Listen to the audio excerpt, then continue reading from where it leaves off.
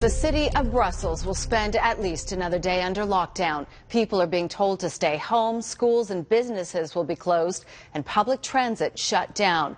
Belgian officials say they're hunting for the source of a terror threat, as well as the suspect involved in the deadly attacks in Paris. And tonight, police in France have released the photo of a third man involved. Aarti has the latest. A city on lockdown, usually bustling streets deserted except for law enforcement. Patrols will continue through Monday, with Brussels maintaining its maximum threat level. Schools won't be in session, subways closed. The fear of an imminent threat looms over the city. It's really sad to see this city like that. It's not Brussels, it's not the way we are. But it is what's been advised by the government for at least one more day, as a manhunt continues for this 26-year-old. A suspect in the deadly Paris attacks, he may be in the Brussels area. Belgium's foreign minister says they will evaluate the situation according to the threat and can then adapt the measures being taken.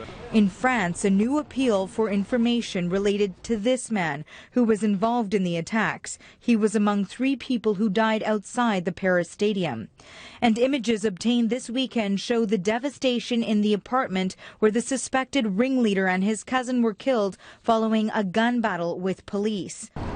France remains under a state of emergency, but the country is intensifying airstrikes against the Islamic State group.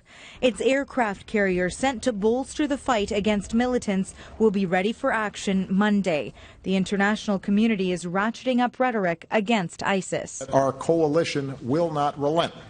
They can't beat us on the battlefield, so they try to terrorize us into being afraid, into changing our patterns of behavior, into panicking, into abandoning our allies and partners, into retreating from the world. And as president, I will not let that happen. France is looking for more cooperation. This week, the country's president will meet with Britain's prime minister and then travel to Washington and Moscow to push for a stronger international coalition against ISIS. Randine? Thank you, Aarti. Aarti in Washington.